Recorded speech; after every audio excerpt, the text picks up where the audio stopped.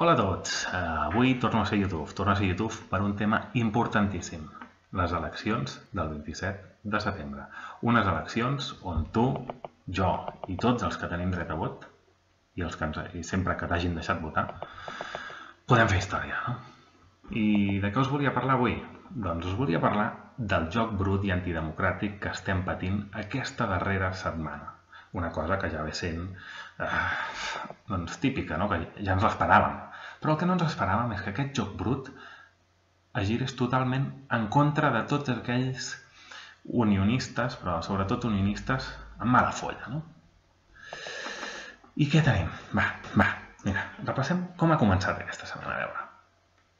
Aquesta setmana ha començat amb CaixaBank i Banc Sabadell, que deien que traslladarien les seves seus fora de Catalunya en cas que Catalunya s'independitzés. Total, que al cap d'un dia ja els teníem confirmant que això no passaria, com veieu aquí. Després sortia el BBVA i ens deia també que assegura que no marxarà de Catalunya. I de fet, és que només cal pensar. A veure, els bancs què volen? Els calés. I de qui volen els calés? De tothom. I a Catalunya hi ha caler? Hi ha caler, com a tot arreu. Però aquí també. Per tant, què faran? Doncs tindran una seu aquí i una seu allà. I ja està, tot solucionat. I els calés se'ls aniran embutxacant, perquè això és l'únic que els preocupa. Evidentment, a un banc, com a qualsevol empresa, li tocarà als nassos el fet que Catalunya s'independitzi, perquè això li comportarà una feina extra que no tindria si tot continués com està.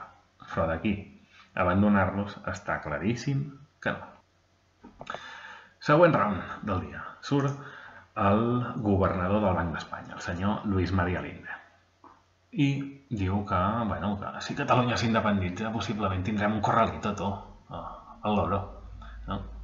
Total, que el senyor agafa i l'endemà ha de sortir. Veieu que els mitjans que us he posat en cap cas són mitjans independentistes o que se'ls pugui titllar d'independentistes. El Mundo, La Vanguardia, El País en aquest cas. I què diu ara? Doncs ara diu que el corralito en Catalunya és quasi impossible. És a dir, de probable a quasi impossible hi va un abisme. La següent va ser la cagada del Mariano Rajoy. Escolteu. Un catalán hoy es catalán, español y europeo. Lo que algunos pretenden pedirle a la gente es que renuncie a su condición de español y europeo. Es un disparate. Y sus derechos como españoles y europeos, ¿por qué tienen que perderlos? Si es que esto va contra el signo de los tiempos. Bueno, pues esto es lo que tratamos de defender nosotros. Pero la nacionalidad española no la perderían, ya que estamos hablando de este escenario que sería la independencia catalana, la nacionalidad española no la perderían los ciudadanos de Cataluña.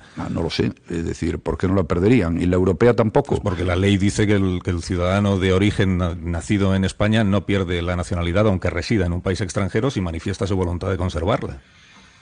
Pues, ¿y la europea?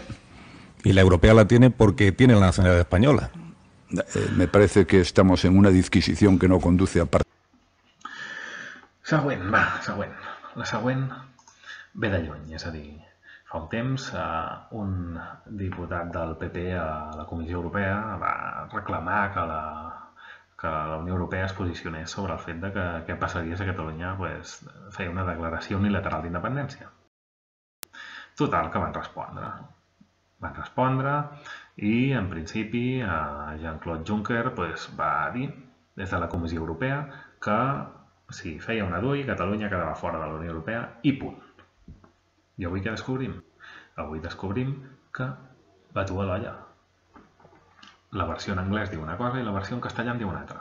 La versió en castellà diuen el que vol el govern d'Espanya i les forces unionistes i la versió en anglès no parla en cap moment de que Catalunya en quedi exclosa. I avui, després de descobrir aquests documents, la Comunitat Europea ha dit que estudiarà què ha passat amb la versió en castellà, és a dir, que qui l'ha canviat, i que, evidentment, l'única versió oficial és la que està en anglès. Per tant, felicitats una vegada més. Perquè totes aquestes amenaces que ens deixeu caure a sobre,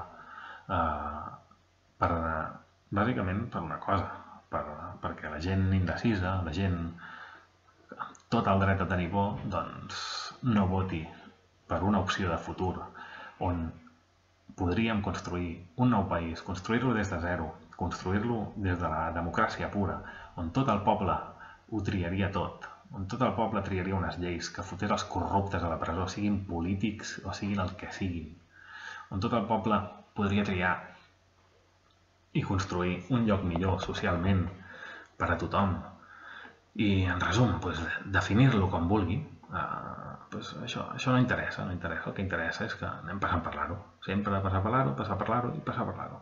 I aquí ja n'estem farts.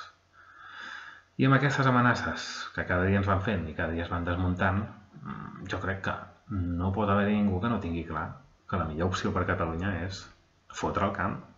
Fotre el camp. I de fet jo crec que fins i tot és la millor opció per a Espanya. Sí, per a Espanya. Perquè si Catalunya se'n va, Espanya llavors sí que es reforma de pe a pa. I s'acaba el bròquil de la transició, que potser semblava que estava bé, però ens ha deixat ben clar que ara estem fent un retrocés de la transició, és a dir, ens estem anant enrere. Amb tribunals constitucionals que no ens deixen aplicar lleis perquè de la pobresa energètica. Això sí, Catalunya no. A Madrid sí, sempre igual. Aquí no. Ara, en altre lloc sí. Que proposem una reforma de l'Estatut. Tots ens tiren a sobre. Ens cancel·len i ens el retallen i ens l'escombren i ens el deixen fet un nyap. I després, tot allò pel que la gent, les altres comunitats es queixaven, els hi aproven amb ells amb un nou estatut. Bé, no m'enrotllo.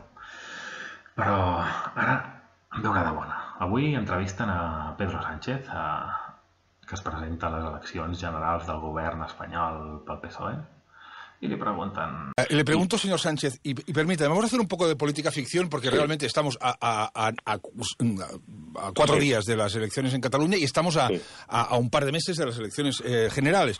Y me gustaría hacer política ficción. Vamos a imaginarnos que el 27 de septiembre, es decir, el domingo, ganan las posiciones independentistas en Cataluña, que es una posibilidad teniendo en cuenta las encuestas que han salido últimamente, y en diciembre, como decía, por ejemplo, en la intención de voto el lunes pasado el diario El País, gana el PSOE en España y usted es presidente del gobierno. Vamos a intentar ver cómo se planifica la situación. Con lo máxima brevedad posible que pueda, señor Sánchez. ¿Se reuniría con Artur Mas? Sí. Sí. Si le pide un referéndum vinculante en Cataluña, ¿qué le dice? Que no está contemplado en la Constitución, que hay que respetar la legalidad y que en consecuencia lo que tenemos que hacer es aprobar una modificación de la Constitución que luego sea votada por todos los españoles con un nuevo estatuto en Cataluña que sea votado por los catalanes. ¿En esa Constitución usted pondrá la posibilidad de ese referéndum vinculante? No. No. Más claro no puedo ser. No. És una reforma de la Constitució, sí, una reforma que no oblidem. En favor de Catalunya, seguríssim que no es farà mai una reforma. De fet, ni en favor d'Espanya, jo crec. I us posaré aquí un enllaç d'un vídeo que podeu veure de què es necessita per reformar la Constitució, quants anys i per tot on ha de passar. O sigui, és impossible, a no ser que tinguis la majoria absoluta, com fa el PP, i vagis fent el que t'arroti. Doncs en Pedro Sánchez ens proposa una reforma, sí, i li diuen, escolta, i en aquesta reforma inclourà el dret a decidir? No. Diu, doncs perdoni, aleshores a mi de què em serveix aquesta reforma? Se la pot fotre per on li càpiga, és que no serveix per res.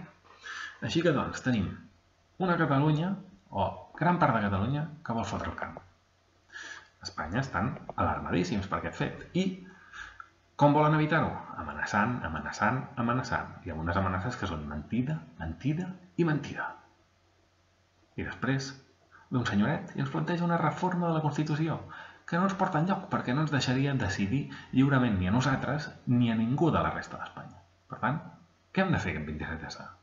Hem de fotre el camp. Així que, per favor, aquest 27S, les opcions estan claríssimes. O Junts pel Sí, o CUP. I si no, tenim-ho a fer un vídeo, a rebatre aquests arguments que en tinc molts més, però no em vull enrotllar.